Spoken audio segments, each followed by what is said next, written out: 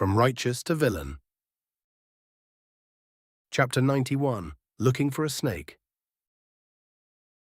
"Can you not?" Leah asked, slapping at Kravik's hand, making him roll up the poster and give it back to me.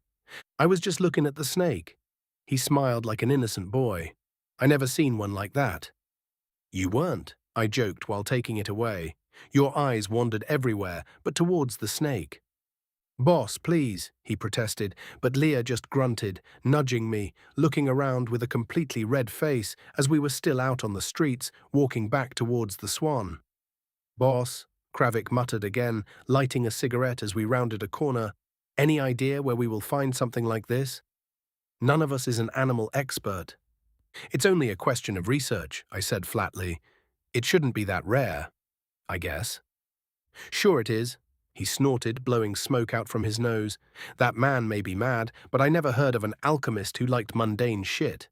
Whatever this is, it's probably expensive." "It shouldn't be. Not if it was used as a prop in a… Lyra's ears burned red, trying to find the correct word. "In an incident show. I can't even imagine what it was about." "That's what they all say. They never know what this is." Kravik answered at once, making me look away, hiding my chuckle. "It's not a big deal, really. Wandering shows like this with beast girls isn't a new thing, although I remember that they were banned in Korvar and the kingdom itself because they usually caused troubles." "Like?" I asked, kind of curious to hear more, feeling Lyra's fingers stab into my palm, wanting me to drop the topic. "Breeding," Kravik said without hesitation. "Beast folk do it faster than us. And then when they would leave town, they would dump the half-breeds they had in the meantime, leaving them behind. Not good, especially because without supervision, some would go feral and whatnot. So, yeah, it is what it is. Beast folk babies are more resilient than we are, so they can survive and then grow up to be ferals. Nasty business." "Disgusting," Lyra snorted, grimacing, and not because of humans making it with the beast folk, but because of tossing away a newborn. "As I said," Kravik shrugged, "it is what it is. I never visited such a thing myself, but apparently this crazy old bastard did." "Well, it doesn't matter what he did or did not." I shook my head, looking at the two. "We need to find a snake for him." Back at the Swan, the day was already in a swing, my people preparing for the coming night, for raking in another round of gold, feeling fired up. At the same time, I also thought about how to host different events to boost attendance and keep attracting new players, especially the visiting merchants from other cities and kingdoms. Maybe I should host a competition too. Well, we will see. Back to the snake business first, though. So with that in mind, I waved everyone we trusted into one of the back rooms. "All right," I announced, closing the door behind us. "We have a problem." "That sounds bad," Rian said, lounging in a chair. "Did someone threaten us? Want his money back?" "Not really." I smiled, then nodded at Lyra and watched as she hesitated, then unfolded the poster and laid it flat on the table. Silence. Utter silence. I almost began laughing, seeing their reaction, but Hardrick cut me off, finally blinking his eyes, tearing them away and looking at me. "Boss," he said slowly, leaning forward, "with all due respect, what the fuck am I looking at?" "It's art," Rian offered, snorting away a subdued laugh. "Very confident art. Can I keep it?" "A beast folk." Siren squinted at it, less embarrassed than Lyra was, more like… She was showing signs of her fingers trembling a little, but she kept her cool. Still, the effects were noticeable, probably because it was a bunny girl. But her naked form kept her from panicking, as she had to be different from the group that massacred her teammates in the past. But it was clear she was having a bit of trouble reminding herself of that. "Is that a bunny beast woman?" she asked, probably only by reflex. "Yes," Kravik said dryly, also noticing her stiffness. "They are the least aggressive ones of their kind, as far as I know," he added as he tried to soothe her. "Actually," Ilya began, but Lyra slammed her hands on the table before she could tell us how some beast bunny women eat human flesh or something similar. "Look closer." "Huh?" Everyone leaned in at that, and for a full 5 seconds nobody spoke. Then Hardrick cleared his throat, looking at her. "Nice tits." "Same," Rian agreed, "and ass." "Idiots," Ilya snorted, looking at the two while her rat peeked out from under her chair and squeaked once. "What?" Rian tilted his head, pursing his lips. She is a fucking stripper. What else should I look at? Wait, she's right. Hadrick caught on as he pointed at the poster. Is that jewelry? Are you looking for some stolen valuable or something? No, Lyra moaned, rubbing her face, cursing Brannick under her breath. That's a snake. The what? They all asked, looking at us questioningly. This. Finally, I stepped closer and pointed at it properly. It's a snake. Oh, they said, but it wasn't that convincing at first. There it is. Huh, now that you mention it. Yeah, Rian exhaled, pursing his lips. That's a snake? I thought it was a fashion statement or some other thing. No need to explain what you thought it was. Lyra threw her hands up in annoyance. That's exactly why Brannick uses things like this, I guess. He hides information from the uninitiated, so you don't see what you're not actually looking for, or for what you're looking for, or anything. You are giving him too much credit, I whispered, making her groan once again. So, what? Siren raised a brow. Does this mean something? I don't get it. Yes, it means, Lyra said tightly, we have to procure one of these snakes, but we don't even know what type it is. Or are we? I turned to Ilya, watching her. Thoughts? She had been quiet most of this time, her eyes narrowed after the revelation, studying the image far more seriously than anyone else. Even her rat crawled out fully now, standing on the table edge, whiskers twitching, as if trying to sniff the paper. That's not from here, she said finally, looking back up at me. I knew you would recognize it, I said with a grin, but she shook her head. I'm not 100% sure. She pointed at the patterning along the coils. The scale geometry and the coloration give it a clue, but only that it's not adapted to our climate. I also can't see any burrowing traits on the body. Nothing that would indicate cold tolerance, and we get harsh winters around here. Kravik frowned, scratching the back of his head. Meaning? It wouldn't survive here naturally, she said with a shrug, which means if it's here at all, someone brought it. Considering the age of this poster, it's not something we can find now, but it was probably part of this wandering whore museum. Snake in the bun, Rian chuckled, exotic. Now I want to see this show. Of course you would, Siren snorted while looking at him, wanting to put your white snake into her bun, eh? Naturally, Rian nodded, making everyone look at him. What? I'm a man with actual desires, not a priest. That's enough, Ilya continued, noticing that Lyra was on the edge of exploding. We can safely assume that it was being kept deliberately, part of being some kind of show they put on. I can ask and look around, see who remembers such a thing, Hadrick hummed. I bet it was popular, so I can visit some people I know and question them about it. Good start, I nodded, agreeing to it. Make sure that questions about the snake come up naturally. Don't worry, boss, he grinned. I'm a professional. Ilya, Lyra asked, is it dangerous? Can you tell anything about that? I don't see the head, but Ilya nodded after considering it. It could be. Most snakes are venomous as far as I know.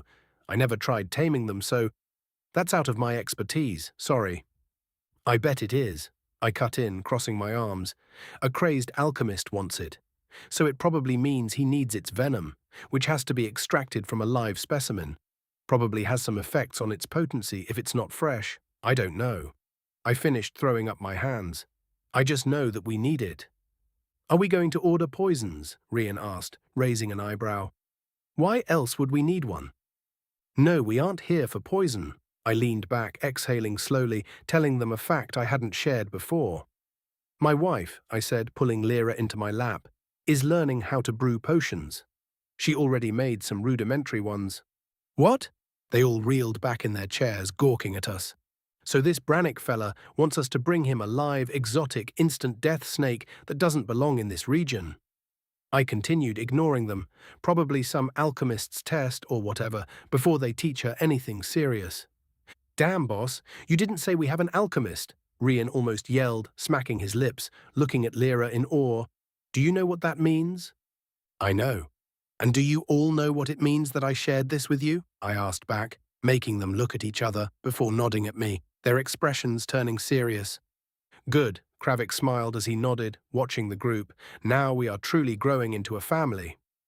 I am still an amateur, Lyra said as she straightened in my lap, letting me hold her waist, even enjoying it despite the others watching. This is important. I need to learn so I can start being useful. Useful? They spoke up almost in perfect unison. You are our boss, lady, Rian added with a chortle. Please. Saying that, Hadric said, clapping his hands, so who's hunting the murder noodle? All eyes turned to Ilya, but she remained almost stoic, returning everyone's gaze. Of course we all do, she said as her rat squeaked again, agreeing or something. Yes, yes, she muttered back at it. I know, you don't need to get close to it. Then she looked up at me. While Hadric asks around, I can track some rumors, maybe smugglers or menagerists.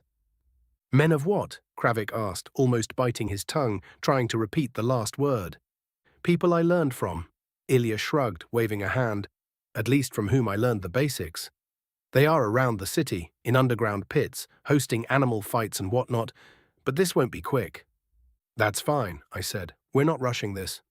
I'll visit the guild. Rien chimed in.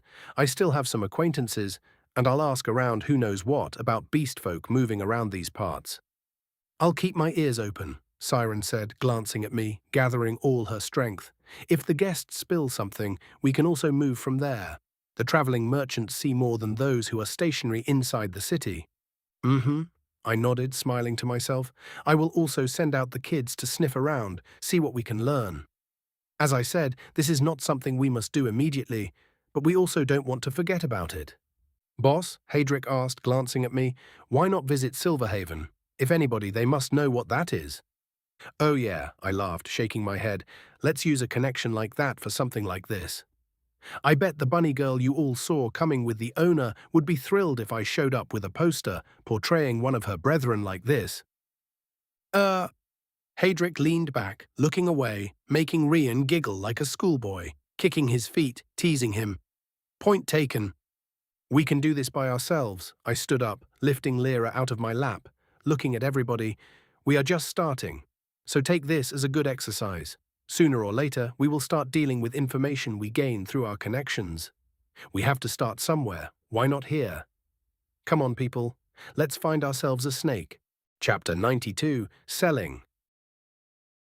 Silverhaven's building, as always, simply melted into the city's landscape, hiding in plain sight as countless people walked past its entrance day after day, never really knowing what kind of people lived inside that block of buildings. Yet for those who knew who lived there, it was a completely different experience. Walking up to its entrance, just as City Lord Edrin Valcroft did at the start of a dark evening, they usually felt as if they were entering the maw of a beast. It was the same now when his carriage stopped and he alone walked past the boundary, entering through the front doors. But there was no turning back by now because he came with a purpose and a plan. Stepping past the guards, his eyes scanned the interior halls of Silverhaven, even though this was not his first visit here. Still, the last one was more than a decade ago, and since then, the polished stone and marble decorations have been changed to something else. Of course, he wasn't kept waiting or left alone, as the same beast girl had appeared, the one who accompanied Celine to the Swan's grand opening. She said nothing except to welcome the city lord and then ask him to follow her, as he was led into a separate chamber on the 3rd floor. The room itself was not large, but elegant, something that any of the city's high-ranking nobles would call a more than adequate meeting room to host emperors. To his surprise, Selene was already there. He expected that he would have to sit there and wait, but apparently the owner of Silverhaven was either busy and wanted this to be done with, or, well, it was better not to dwell on the whys and why-nots. Looking at her, she stood near a long table of dark, crystal-veined stone, carved from a single massive piece, dressed in an elegant black dress, her hair neatly bound back, her posture relaxed, her expression pleasant. At least she looked amicable, which was a good sign. City Lord Valcroft, she began, turning to face him fully, gesturing for him to take a seat. You honor us with a late-night visit. I'm flattered. Please, the honor is mine.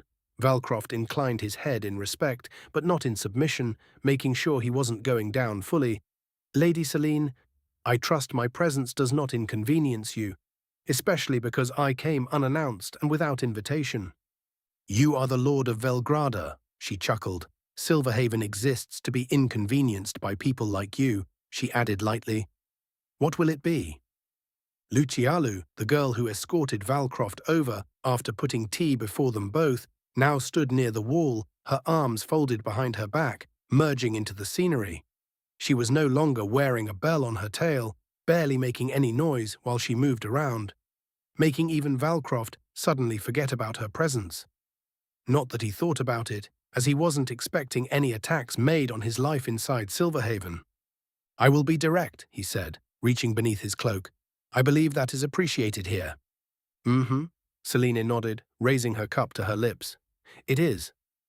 When his hand reappeared, he pulled out a velvet-lined case. It had an elaborate lock that Valcroft slowly opened, making it click about 5 times before the lid parted, and he withdrew. The artifact. At first glance, it appeared modest, a medallion at best. But even for the uninitiated, the elven craftsmanship was unmistakable the moment someone took a look at it. It was pale bone in color, as if made of ivory, with swirling spirals that looked like a vortex decorating its front. Even Lucialu tilted her head, curious as she looked at it, and to prove this was the real deal. When she looked at her master, Selene's smile had already faded. It was gone. She just looked at it in Valcroft's hand before she slowly put down the cup and leaned closer, her fingers closing around the medallion with care, taking it from the city lord's grasp. For a moment, she only held it as her eyes narrowed, trying to see through it. Of course, Valcroft waited patiently, because even he had no idea what this artifact was or what it could do.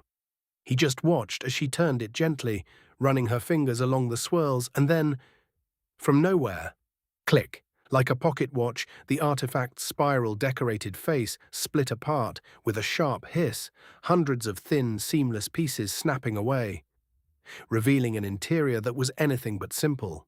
Whoa! Valcroft exhaled, leaning forward as well, watching the discovery. The inside of the artifact was not empty.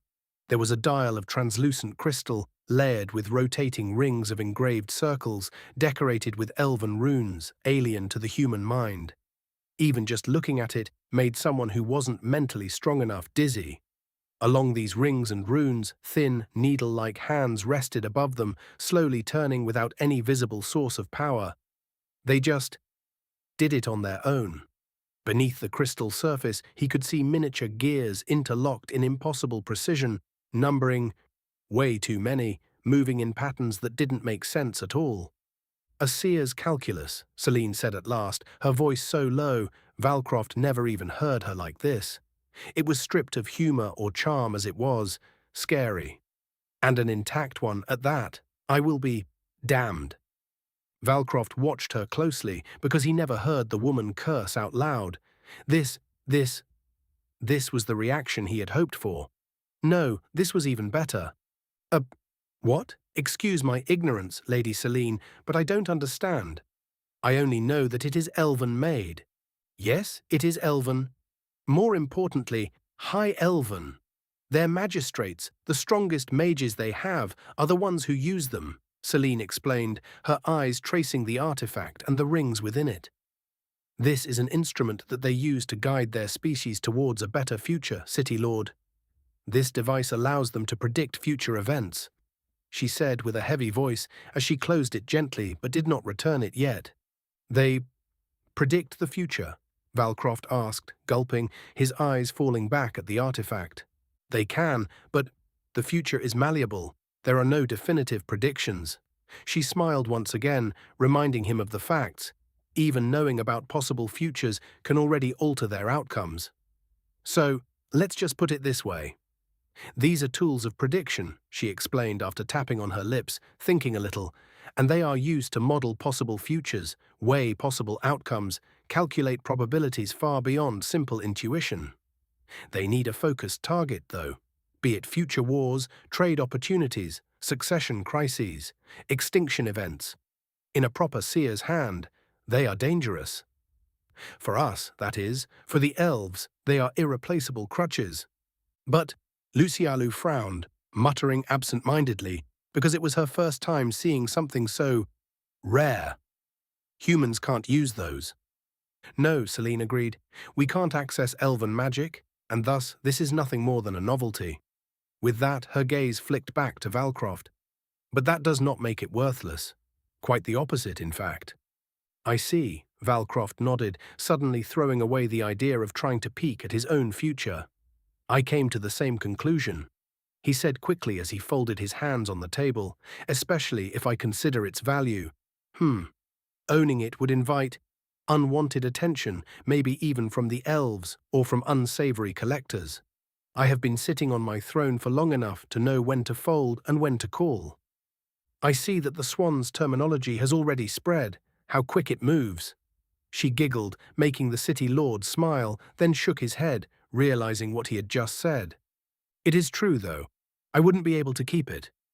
Correct, Celine said bluntly. It is a beacon, and you may own a city, but there are people who own an empire. A dangerous idea, Valcroft agreed, which is why I am not interested in keeping it. You wish to sell it, Celine said, without waiting for him to continue. Yes. To us. Valcroft hesitated, only for a fraction of a breath, before nodding. To Silverhaven. He confirmed, yes. Hearing him confirm it, Lucialu's eyes sharpened a little, not knowing how to feel. If what Selene was saying was true, and this was a dangerous item to hold, then selling it to them wasn't just passing the danger down to someone else. But she didn't know what to say, so she waited as Selene studied the city lord anew.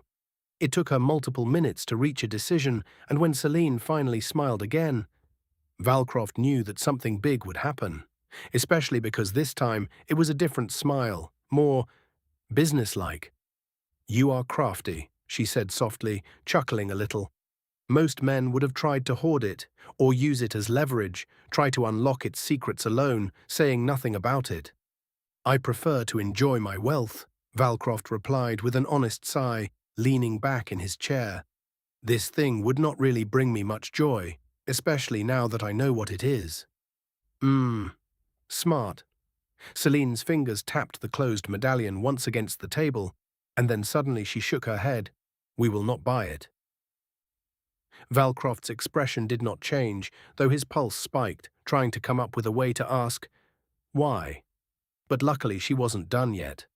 Ownership of such things, Celine continued calmly, is a liability I am not really into. Silverhaven does not wish to be the focus of every elven eye that gets a whiff of this artifact.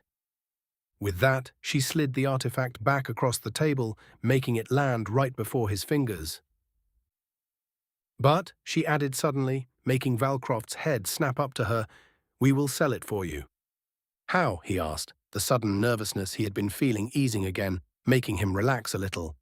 An auction, of course, Celine went on, already considering the logistics behind such an event. We can send out discreet invitations with proper vetting. We have the reach and the clientele to host an event where people like you, or people stronger than you, can bid through intermediaries to obtain this artifact. Sounds good, Valcroft exhaled slowly, already moving on to the important part. And your fee? Fee. Celine's smile returned fully now. 35%, a friendly offer for our troubles of hosting it. Valcroft met her gaze, and after calculating it in his mind, he simply nodded his head. That's acceptable. Good, Selina said, closing the deal at once. Then we are in an agreement. The next moment, there were papers placed before them both, a proper contract drawn up, signed and stamped by both parties. And the artifact stayed with Celine, while Lucialu got ready to escort the city lord back to his carriage. As Valcroft turned to leave, Celine spoke once more. City lord. Yes? He paused, looking back at her. I can't promise you a date when the auction will take place, and I must warn you that what you may get for selling this artifact is not money. She smiled, her eyes flashing. They may not pay with mundane items like gold or rubies. You may get something much more tangible, a usable item in turn. That would be even better. Valcroft smiled back at her, nodding his head. I can pay you the item or items 30% myself. If that is how it goes down. Selina nodded, her smile staying consistent. I'm glad to hear it. Chapter 93. A Target. The Swan was, just as on most nights since the grand opening, filled with people. The first floor echoed with the dozens of voices of nobles and merchants, from the clinking of glasses to the rattling of spinning wheels at the roulette tables and the constant snap of cards being dealt to the players. Sometimes there was a loud chime when someone won at the slot machines, and I made sure that there was at least one payout every day. Big or small, it didn't matter for most. Well, at least now, which was fine. I couldn't help but look around and smile because this place was bringing in more money than I expected. Which was good because Lyra was doing her best to make potions, which meant she was burning through any ingredients we had in hopes that her next one wouldn't be an aphrodisiac. Oh well, she hadn't succeeded yet, so she does need a proper course on how to brew. Meaning, we had to find that snake. However crazy Brannick was, that man had the talent. Or, I hoped so, because I never really saw him make anything, now that I think about it. Are we being scammed? Lyra didn't believe so, so I would trust her senses. Haha, this. But I couldn't rush something like that, so tonight I stood near the back wall next to the bar, with my arms folded loosely behind my back, just watching.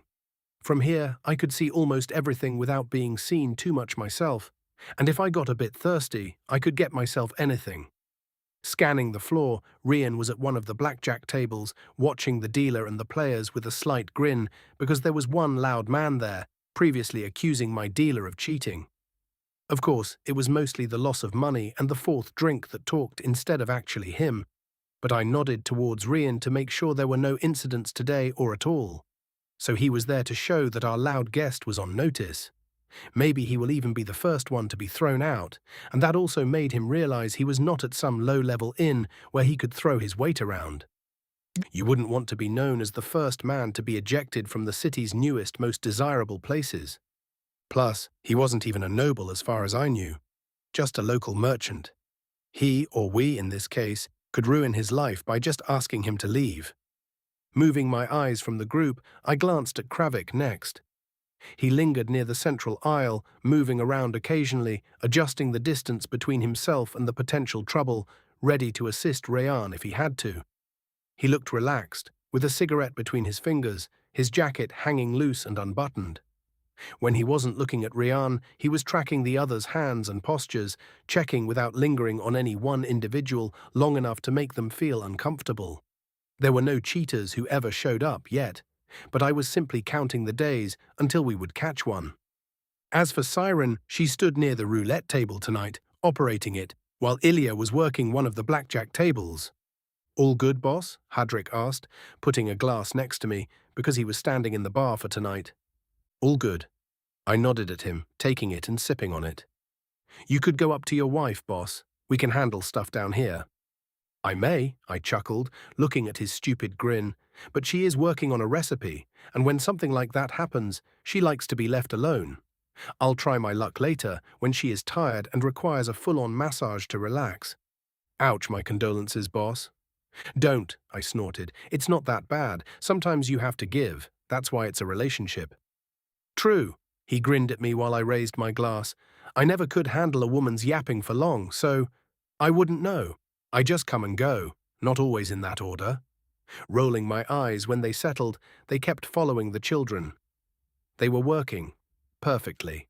I couldn't help but smile seeing how Puck rushed between tables with a tray of drinks. He was still a great little runner, quick enough to avoid any of the clumsy gamblers, never even spilling a drop, wearing his uniform with pride, just like the other orphans. As for the adults, getting served by kids, none of them thought otherwise, not that there were laws here preventing child labor. As I moved my head, I looked at Mira, who was near the slots, helping an older noblewoman who didn't understand the mechanics, but wanted the thrill everyone else was enjoying. She played her part flawlessly, being polite from the start, helpful with helping her sit on the stool, clapping when she pulled the lever, which was enough to make the woman insert coin after coin, even if she never won anything. Ha, I'm raising little monsters who will get me all the information and gold I can ask for, aren't I? Huh. Exactly as planned. Is this what it feels like to be accomplished or powerful? I can't really tell, because I've never felt anything like this before, but damn, it felt good and addictive. "Boss," Hadrick muttered, catching something. Hmm? I didn't turn immediately, and I didn't need to, because I also noticed it as Puck hurried towards us with an empty tray, his eyes telling enough. Report, I said as he slowed down after getting close to us. Yes, boss. Puck stepped closer, lowering the tray in his hands, trying to keep his face neutral, following the teachings I gave the kids. I was serving drinks at table 3, he whispered quietly, and heard something important. From the fat one with the green coat. See? He stood away so I could look, but of course he didn't point with his finger. Nodding, I glanced casually across the room, catching the figure. One of the reasons why I was here every night was to memorize the faces of Velgrada, and it was going well. Because I had never seen that man before. Just by glancing at him, I could tell he was a merchant by his attire, which indicated he was not a local one. Those types of vests and frilled trousers, I hadn't seen any of the residents wear them. The accent is too thick for someone from the city, Puck also added, making me nod. And he always mentions that he is still learning, but he already loves this new card game. That I can see. He's from Istravan, Hadric said, chiming in from the side. Or at least he was there last, because that vest is a design from there. I can tell it from the way the stitching is on his back that one is a tailor-made suit. With how fat he is, I am not surprised, Puck mumbled, pursing his lips, probably jealous a little that someone had so much to eat to grow to that size. Istravan, I asked, glancing at Hadric, and for a moment he looked surprised that I didn't know, but he did explain, without making a fuss about it, chalking it up to me coming from the north, just as Kravik. The Pearl, as others call it, Hadric began, one of the other free cities, and a trade-heavy one at that. Believe me when I say it. All of the city-states making up this alliance trade, yes, but them? They own a massive merchant fleet, both on land and on the water. You see, boss, all our rivers flow down towards them, into the ocean, so it's not rare to see them here, sailing up them and coming to Velgrada before switching to their land-based caravans to reach the other city-states and beyond. Have you ever visited them? I asked, watching him smile. Oh yeah, their ladies are free-spirited, just like the ocean. They spread their sails easily. Puck, you didn't hear that, I chortled, watching the kid grin and look away, apparently very well understanding it and hearing it all, just pretending he wasn't there, giggling to himself. They are also known for importing goods, which the rest of the region considers unnecessary or illegal. Hadric added, they don't care what the ships bring in, as long as they pay their fees and even contact smugglers and bandits to do business with anyone. For the right price, of course. With anyone? Oh yeah, boss, he nodded. As long as you have the money, you have their attention. Bragging, I asked, looking at him with one eye. Kind of. Hadric answered without shame. Sometimes it's good to have some fun, so I bought this and that from them, when I could afford it. But don't worry, boss, I'm clean. I never touch the hard stuff. It messes with the fingers and I could lose my job. How am I to trick my opponents in cards if I can't shuffle? I'm not stupid to risk my current position. I love this. Good boy. I laughed, turning my eyes back to the merchant. Exotics. Huh? Boss? Hadric and Puck asked, both of them getting the clue but wanting to hear it from me. If we talk about exotics, I said, maybe he can put us into contact with someone who can get us that damned snake. I heard he has a friend in town, Puck said at once, making me raise a brow. They are staying at that friend's temporary holding outside the southern gate. Said he can't bring his stuff inside the walls because the guards get nervous. Oh, of course they do.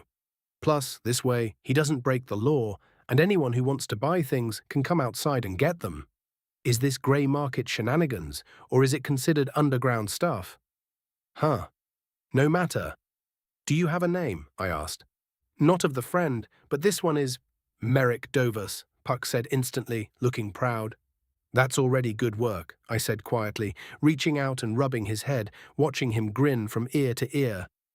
I'll keep listening, he added quickly. Do that, I nodded, but don't circle him out, that would be too obvious. Yes, boss. As he was off, I stepped slightly to the side, allowing myself a clearer view of table 3. Merrick Dovus was indeed fat, with curly, thick red hair, like an overweight leprechaun. He was sweating heavily despite the comfortable temperature, and his coat was embroidered with gold threads, making sure that everyone knew he had the money. I watched as one of the local nobles leaned toward him, asking something, and Merrick puffed up immediately, like a pufferfish. Apparently, he felt insulted and then raised the pot to double. Huh. Short-tempered bastard, eh? Good. Boss, Hardrick murmured as he also kept looking. Yes? I think I know that green coat. I recognize the crest on its chest, on the left side. And? This guy is part of one of the largest trading groups of that city, Hadrick continued. Think of it being their own crimson ledger if we are talking about size. Are you certain? Certain enough. Good for me, I said. I want to know who he talks to, who he meets after tonight, everything. Mm-hmm. Hadrick's grin sharpened. Already on it. And with that, he disappeared into the crowd, relaying my orders, sending out some of the kids, and stepping to the table, switching the dealer out as he began dealing the cards himself, chatting up our target. Chapter 94, Fishing. After Hardrick had slipped into the dealer's seat, he moved the cards around with ease, able to do it without ever looking down, talking to the players, shuffling them between his fingers with a flourish that drew attention at once, making everyone giggle and clap at his theatrics. You do look like a pro. Are we being taken seriously now that we have won some big bets?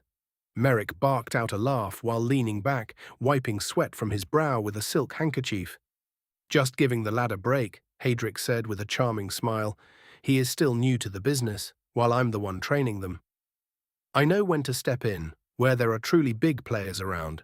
They need the best of the best. With that, multiple rounds were beginning to go by, and Hardrick had observed Merrick's playstyle, which was very much aggressive, a telling sign of his personality. The moment he felt like he was slighted, he raised, and rarely, if ever, did he fold. He for sure wasn't someone who liked the idea of taking a step back and giving up. He doubled out of pride more than logic, and Hardrick could be sure, because he precisely knew what kind of hands he dealt to each and every member at that table. He tested Merrick's mentality, sometimes giving him a strong hand, sometimes the worst. And he never once skipped around or folded right out of the gate. He was the worst kind of gambler. From Istravan, you said? One of the nobles asked, as one of the rounds was ending, clearly impressed when Merrick had thrown down a flush, taking the pot for himself, laughing and snorting like a pig. Born and bred, he declared, making a tower out of his chips. You Velgradans think your markets are large. You should see the docks in my city. Ships from 3 different empires are coming in every day. And what brings you so far inland? Hardrick asked, dealing his next 2 cards, this time giving him a pair, but only of 2s. Opportunity, Merrick chortled, already raising the pot. Velgrada is growing, as I heard. And true. Money is getting abundant here. I can smell it. Then, seeing nobody else raise, he tapped the table with a thick finger. And where there's money, there's demand. For luxury? Hadrick tilted his head slightly as he started the round, making sure that the cards didn't favor Merrick at all. For whatever they want. The fat man laughed loudly, not going into the details. As Hardrick was doing his thing, I was also nearby, hearing everything that was going on at the table. I watched as across the room, Puck slipped behind another table, balancing his tray and pretending to focus on refilling glasses while his ears remained open, knowing we would handle this one, so he kept searching for other clues. It was then that Kravik drifted closer to me. This one has a pretty big mouth, he muttered. Yes. I smiled. He wants to be seen and heard, being the focal point of tonight. Well, we are anything but gracious hosts, giving him what he wants.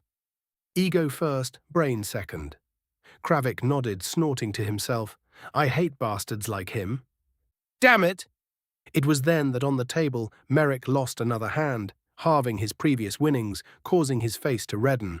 I'll double back to my prime soon, you'll see, he growled, counting his chips. Of course you will, my little piggy. Seeing me smile, Hardrick didn't hesitate and already began dealing the next round, once again giving him an abysmal hand. I don't lose twice, Merrick snapped after seeing his cards. Well, you do, and you lost again, causing him to curse like a drunken sailor, making the locals look at him like he was some kind of wild animal dressed in fancy clothes. Luck turns, Hardrick said soothingly, but Merrick just snorted, reaching for his drink. Luck is for fools. I prefer leverage and privilege. Humph. And what kind of leverage does a man like you like? Hardrick asked, laughing, his voice just sarcastic enough to prompt Merrick to snort, taking it up as a challenge, going into it at once, while the new hand he got was much better, having 2 high cards. Information and connections, my boy. He added once again, raising the pot from the get-go. Then I can own all the supply lines. You name it, I have it, and I can give it. He leaned forward conspiratorially, grinning at Hardrick. And with the correct friends at high places, I can even get you all the things that can't be found in any of the local markets. And what kind of things are not found in local markets? Hardrick asked back casually, revealing the flop that put Merrick only 1 card away from a straight flush. Depends who's asking, he smirked, raising the pot again. We're all friends here. One of the nobles answered, who also had a good hand with 4 of a kind, matching his raise. Ha! Merrick's grin widened, glancing at him. I can get you all rare animals, materials, antiques, or even rare pleasures. It depends, but he shrugged when the next card was not in his favor at all. If Velgrada doesn't have it, I have it. Or I can usually point you toward someone who does. It was then that I nodded at Hadrick, who then played the river, giving Merrick the card he needed for a straight flush, making him roar in laughter as he gobbled up the pot, feeling like he was on top of the world. And then, finally, it showed why he was a merchant, even if he was a horrible card player. I'll step out for a moment, he cackled suddenly, pushing back from the table with his hand full of chips. I know when to go and clear my head. Interesting. At least he has some clarity, I muttered, nudging Kravic. Keep an eye on him. If he goes out, we follow him. In the end, he didn't cash in his chips, but he put them down at the counter, asking my people to hold them for him. Then he walked out, constantly wiping his sweating head until he was out, letting a long breath escape his stuffed lungs, clearly enjoying the colder winds. Kravic didn't follow him immediately, but timed it perfectly as he stepped outside, leaning against one of the lampposts before the entrance, lighting up a cigarette. Apparently, the fatty was not that far from him, trying to breathe while counting so loudly that it masked Kravic's arrival. As to what he was adding up, Kravic couldn't tell, but he was sure that the big green bastard was doing some heavy math, evident from how his hands moved, opening and closing his fingers. Velgrada's ripe, ripe, ripe. He hummed happily, creating a little song for himself, and that was when he glanced back at the swan, licking his lips, and looking at the entrance, just when I also stepped out with a glass in hand, letting the door swing closed behind me. Ah, the proprietor, he said, his tone very much buoyant, like his body. Oh, I asked, honestly surprised. You know me? I, Merrick Dovers, know all the important faces. He cackled, glancing at Kravic, already asserting him as my bodyguard. I see. Mr. Merrick Dovers, I replied smoothly. Enjoying the evening, I hope? Very much, he boomed, rubbing his hands together. A fine establishment, although I had just robbed you of a fat chunk of chaching. Believe me when I say, I told him with a smile, you didn't. Ha! He grinned. I am not going to question that. I bet you could buy whatever you wanted, whenever you wanted. Careful, I said, widening my smile. You're sounding like you want to sell me something.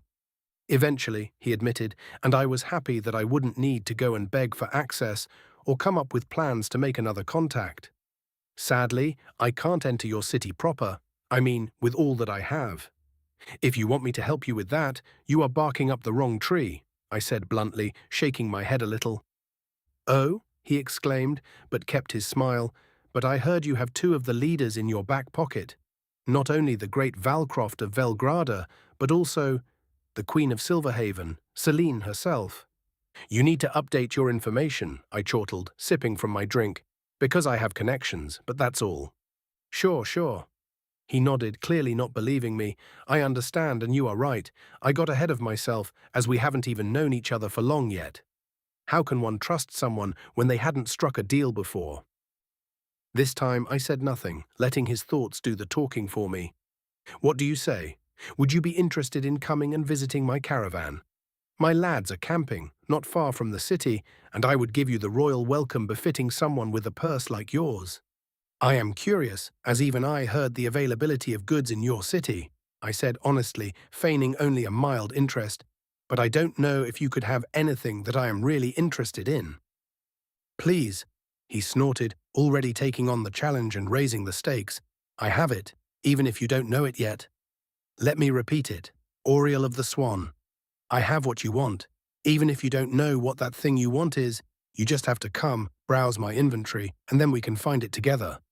So if it is about browsing, why not present me a nice little booklet from where I can do that? I asked, once again, raising my cup, taking a sip and seeing his eye flash.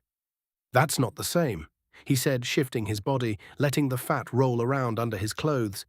Putting them on paper quantifies them, robs them of their rarity, importance, and most of all, worth.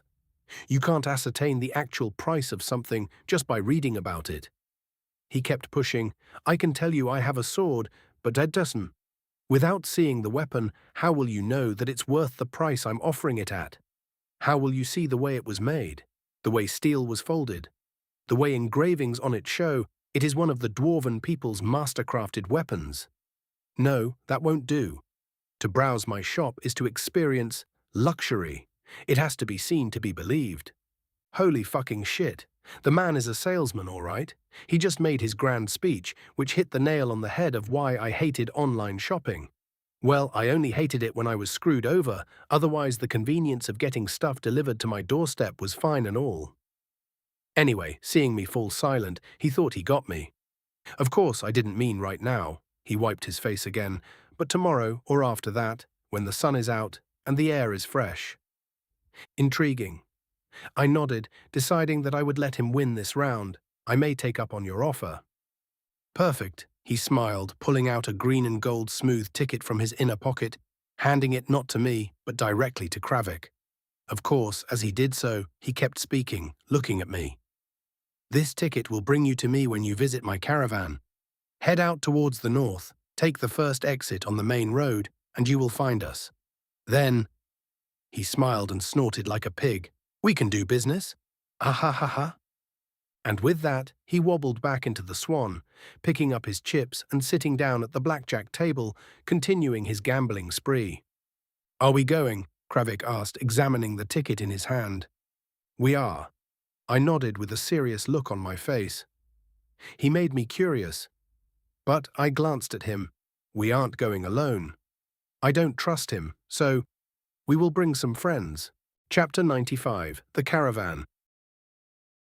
We didn't go right away, and even when we decided to see our visitor's caravan, we left the city late in the morning, on a day when the sky was clear, and we had nice weather, so nothing would sabotage our safety. Clear visibility with minimal shadows was my main requirement, to not let any little sneaky bastard threaten us. And although Lyra wasn't all that happy with the idea, she didn't complain too much, only gave me a long kiss, making me promise that I would be careful. As we walked, Kravik matched my pace, half a step behind my left shoulder, wearing his coat buttoned up. No cigarette this time, as his hands were ready to reach for the knives hidden under it, while a visible sword hung from his hips. Besides him, I was also bringing Rian along, who was on my right, unusually serious, having two swords, one hand always on one of the handles, scanning our surroundings. They were not the only ones coming along either, because I also brought Marcus with the two hired adventurers I paid for, both silver-ranked and expensive. I did not skimp on security. That would have been stupid. If Merrick wanted to play me, at least he would get something to chew on first. Plus, I brought some of Lyra's failed potions, aphrodisiacs, just in case. It worked once, who knows, it may work again. You really pulled me into this, Marcus muttered, walking up to me. I can't believe that you persuaded me to come along. You can make friends. I smiled at him. Isn't this the best opportunity? You could make connections outside of Velgrada. Who knows? Maybe you can start outgrowing the ledger. Highly doubt it, he answered, but then again, he was becoming thoughtful at that notion. But I won't complain if it happens. As for our trek, we left through the northern gate and took the first branch of the main road, exactly as described by Merrick. The road had dipped toward a shallow valley lined with old poplar trees, in the middle of blooming, making my nose twitch. Still, looking at the state of the side road we turned onto and following the instructions, we could tell the property was clearly owned by someone in Velgrada. There were actual stone boundary markers, the grass looked like it was constantly trimmed, and finally, after 10 minutes, we ran into an open iron gate.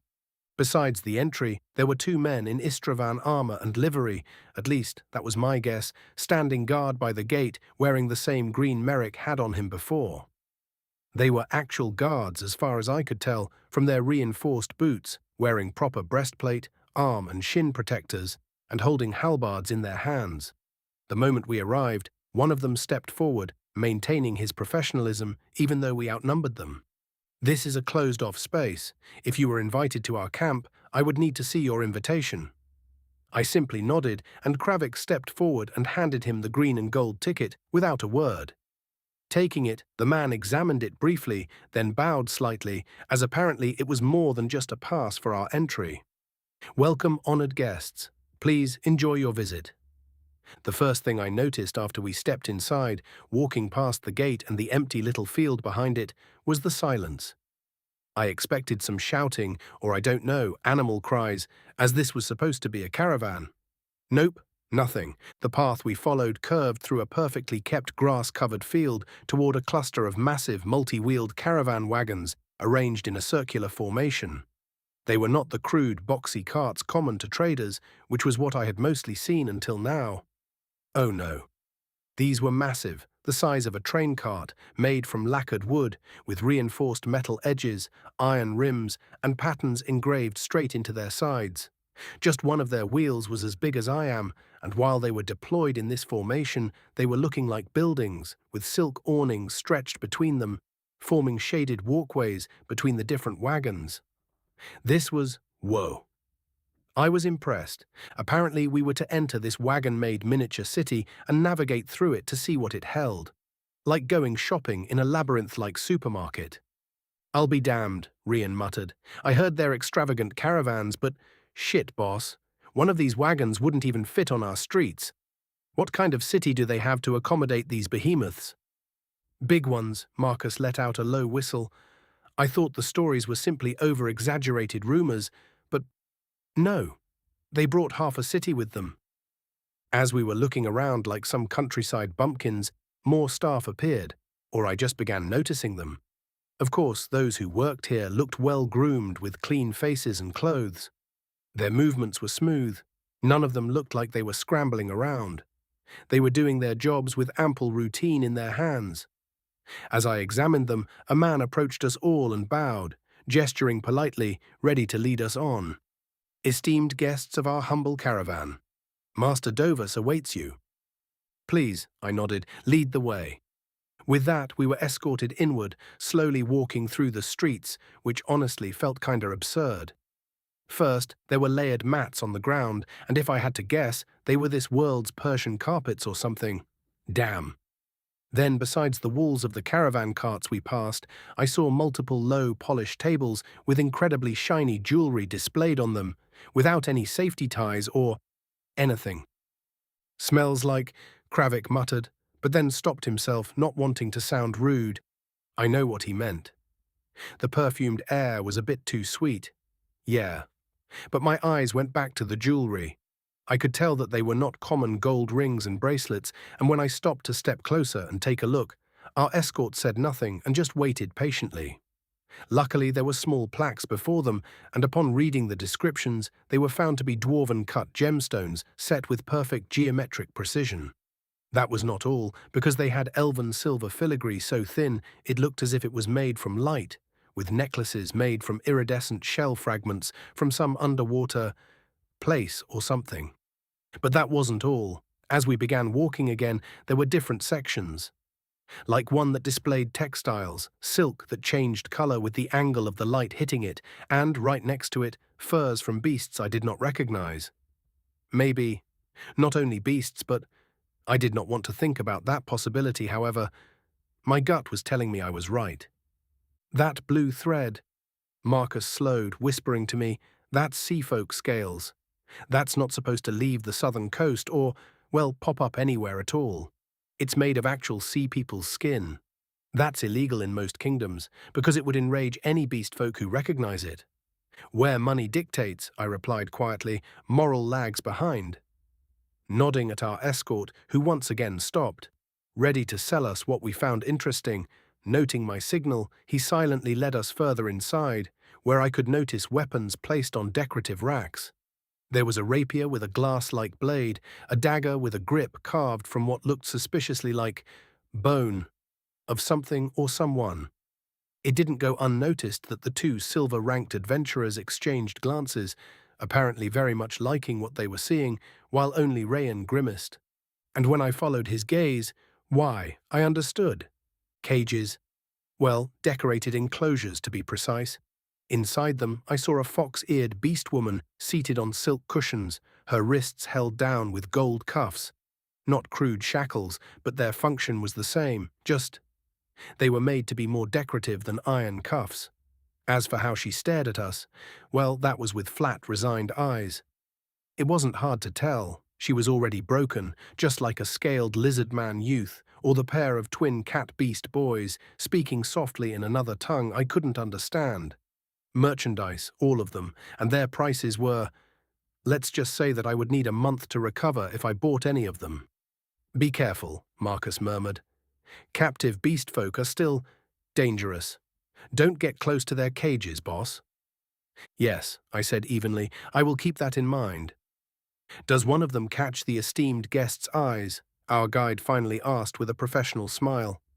By reflex, I looked at the fox-eared woman, and then our eyes met.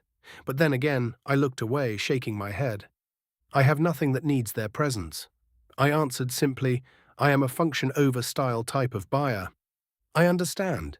He nodded, his smile never faltering, and we were just led forward. The fuck, Kravik exclaimed before I could. He was right, because right next to the cages were glass containers with preserved organs and powdered substances in crystal jars. Bone ash? Going by the labels. Ugh. I even noticed a case containing what looked like a petrified, shrunk-down head encased in amber. What the fuck indeed? It was then I heard a clap, and when I looked towards its source, there it was. Our piggy. Well, Merrick's voice boomed inside the central space we arrived at, pleasantly laughing as he was coming towards us. If it isn't Auriel of the Swan, I was afraid you would never come. He chortled as he stepped forward from behind a velvet curtain, dressed just the same as he was in the Swan, only sweating way less. I see, you brought friends, he added warmly. I did, I replied calmly. Was it not allowed? Oh no, it's not an issue at all. You should, yes, yes. He laughed as he stood before me and extended a hand towards me. I'm honored you came. Thank you for having me. I reached back out without hesitation and shook it. It was like grasping a bag of wet marshmallows. Welcome to a slice of Istravan. He laughed as our hands separated. Everything you see is available. Everything you don't see. His eyes flashed, leaning closer and whispering to me, is negotiable. All the things I had seen so far were indeed exquisite, but I guess those are just the appetizers. Ah ha ha ha ha, good eyes indeed. He kept laughing, but it felt very much fake. Wine, he yelled with a loud clap.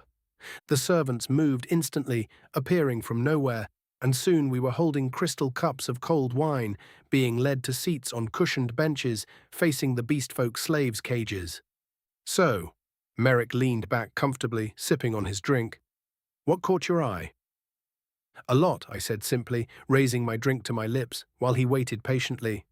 But I have yet to feel the twitch in my fingers to reach for my purse. So you need something actually rare?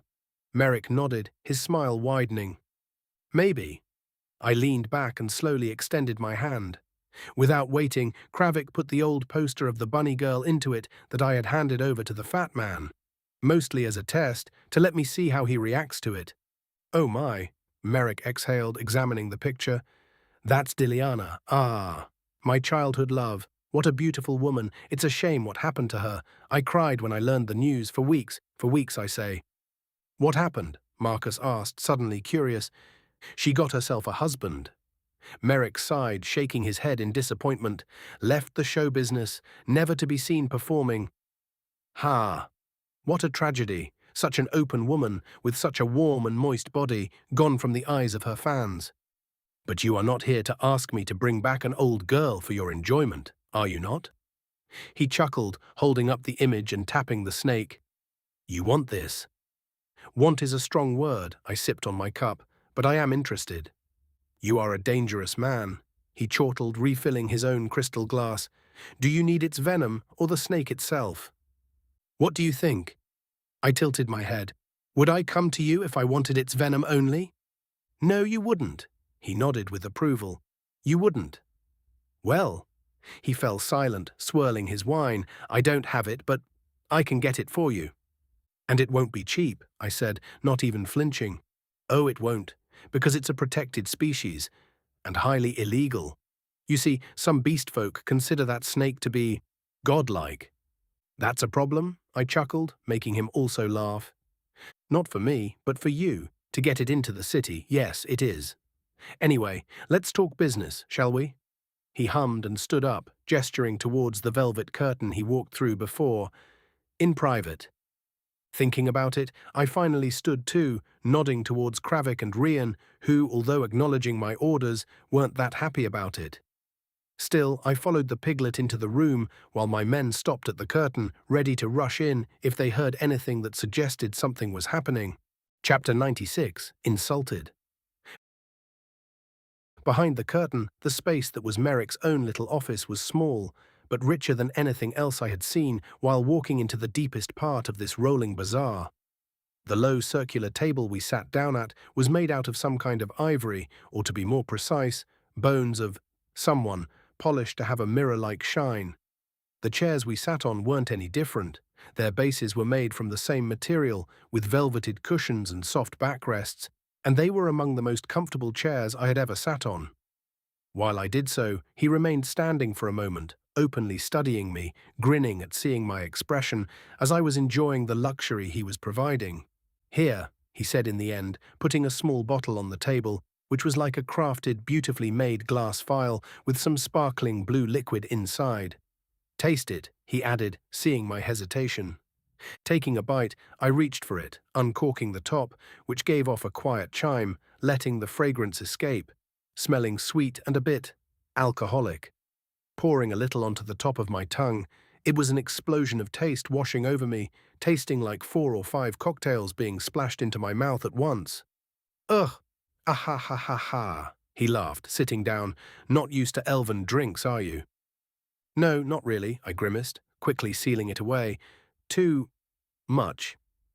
Yeah, he nodded, agreeing, but waved at me when I wanted to put down the file. Keep it. A welcome gift for our profitable future. I know that there are gifts and gifts. Which is it? I asked, still looking at him, watching as his smile became genuine. Just a simple gift. With that, I nodded, pocketing it, and listened as he continued in a more serious tone. That snake, he began, folding his hands over his stomach and tapping it with his fingers. As I said, won't be an easy thing to acquire, but I can promise to do it. The issue is time, and the cost of getting it, but that is secondary for people like you. I assumed as much, I answered calmly, but inside I was cursing the fat bastard because this also meant it would be way too expensive. You see, it is harvested. How I put this? Rarely, he continued, picking up an ebony pipe, stuffing it and lighting it up. And when it's done, it is done so, only under delicate circumstances. Meaning religious ones? You did mention it is handled as a godlike being. Yes, he nodded, blowing smoke from his nose. There are beast folk tribes down south on a certain island that revere it as an incarnation of a guardian spirit, protecting their lands. But that island itself is the source of the snake. If you want a perfect specimen, it is there where you go. All the other variants, including the same on the old image, are subpar offspring of the real deal. That sounds very much isolated if they are on an island, and yet you say that it can be obtained. Everything is as such. He chortled, playing with his pipe, for a price. He leaned forward slightly. The tribe we are speaking of is strong, but not at all the strongest. I know people who could get in and out with the thing you want. So what we need to discuss then is the price. I said calmly, leaning back and crossing my arms. You are not a fool, Auriel. He answered differently than I expected, so I waited to see what he would bring up next. You understand that bringing such a creature into Velgrada would be frowned upon.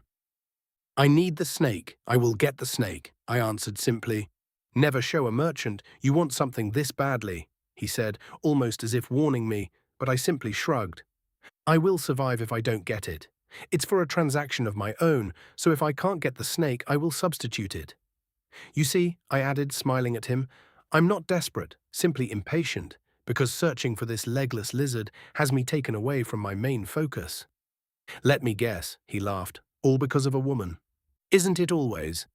Ah ha ha ha, he laughed loudly, slapping his belly. Well said indeed. Ha, can I ask why you need it? Its venom is known to, well, kill almost anything, but it starts losing its potency the moment after extraction. That's why most people want it alive. Otherwise, sitting on its extract means you are wasting away money. A lot of it. There are other reasons to have it. I'm not looking for it to use its spit to kill anyone. Of course, he chuckled, but it was clear he didn't believe me at all. Don't worry, you're not the first man who's come asking about it, he added quietly. Some of them were collectors, some were killers, he shrugged, seeing I wasn't even going to ask about who the others were, and one alchemist. The price, I spoke up, wanting to move the topic forward rather than meander through details. I didn't want to let him speculate or learn about my plans through our discourse. Yes. He nodded, falling silent and thinking, before getting into the dirty details, let's see what you can offer me. Most of the time, dealing in gold is mundane. I am more of a collector myself, you see. Ha! This is getting worse and worse by the minute. I haven't got much besides the revenue from the swan. If he wants something unique or rare, I'm pretty much done for. Well, should I give over some knowledge from my previous life? But how useful would that be here? Or maybe I could, well, it's worth a shot. Are you familiar with aphrodisiacs? I asked, and it was so out of the blue, he for sure didn't expect it. The way his throat squeezed at that, inhaling a big breath of smoke from his pipe, he began coughing as if he would die any moment now. Excuse me? He asked between multiple coughs. Of course I know about them, but what does it have to do with me? Us? With anything?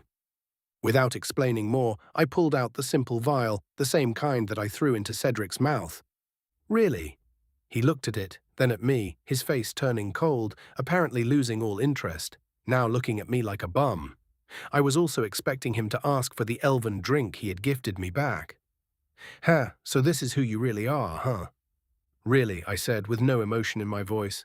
I think we have nothing to do, and especially not any business dealings then.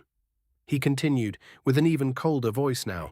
Test it, I said, making him scoff, now anger replacing the coldness on his face, making the fat rolls tremble, one after the other. Test what? I don't care about cheap nonsense. That makes an impotent warrior dance around with a stiff rod. This garbage is not worthy of even looking at. I didn't expect to be mocked like this. Be grateful, I am not throwing you out with force. Without robbing you of all and letting you loose naked to shame you, bastard.